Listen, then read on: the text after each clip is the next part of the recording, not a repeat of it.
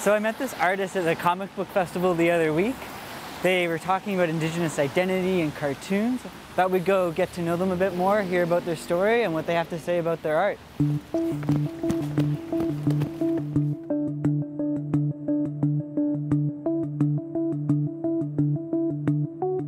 me where your story starts. I don't think it started anywhere because I feel like I came out the womb drawing.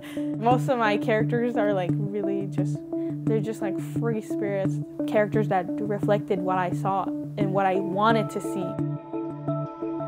My parents were so supportive about everything I did. Like if I didn't feel like doing something, I was like, oh, whatever, you don't have to do it. Like, so I never felt like I couldn't be an artist. This one's my favorite page spread. That's beautiful. I haven't finished it though, but yeah, it's cool. People always shame girls for having hobbies. Yeah, that's like, true, hey? Like, why is being a horse girl weird? Like, I don't know. So I'm half native and half French Canadian, and I grew up in Val-d'Or. I never grew up on the res, really. I was always like spending the weekends there or spending the summers there. I was like the only, like I think we were three kids in my whole school that were native.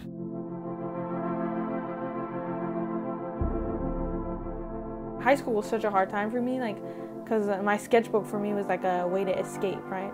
It was like a way to free myself from like these, you know, these anxious thoughts, and they would always take away my sketchbook because it was like, you're not paying attention. And it was like, it's either that or I'm gonna cry.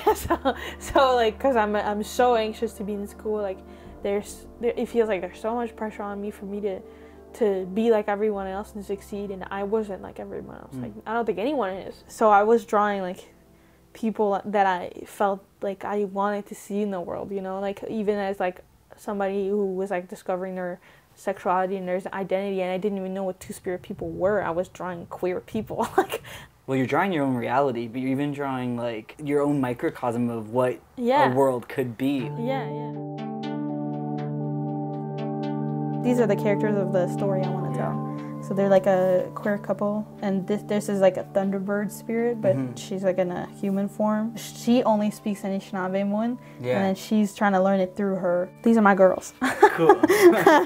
Yeah, and then this is like, unconsciously, I didn't see the representation I needed, even without knowing what representation even means. In my opinion, until like a few years ago, there was no really interesting Indigenous representation in like mainstream media, because Indigenous media is amazing, like, but you have to really dig to find it, or you have to be Indigenous and know of it to even find it.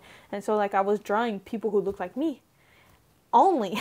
Like I don't know how to draw white people's skin. And like, maybe that's a bad thing as an artist. I feel like you should be able to draw as many types of people as you want, but like I never really felt interested because it's all I ever saw, This was for the comic book that I made. It was like elders and people from my community, and they like banded together to create an archive of photos of the community, and then to make it accessible to the newer generations, they made a comic book. And so I was tasked to illustrate the protagonists to look like the people from my community, and I was like, that's a lot to draw. So yeah, so these are like, they're all inspired from people I know, from people I love. Yeah.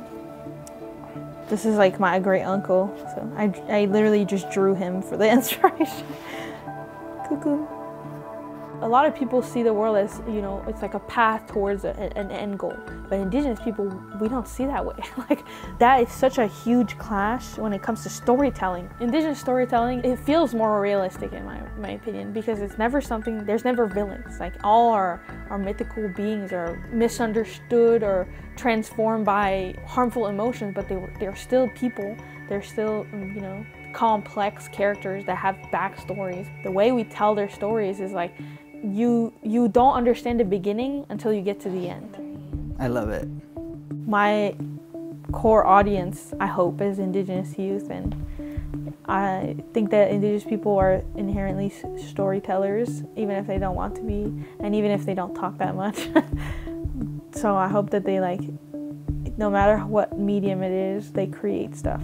And I hope that even if it's bad, it's not about what you make, it's doing it. Nobody will see things the way you see them as an Indigenous youth, no matter if you live on the res or not, if you're white or not. Your story is worth telling. Yes.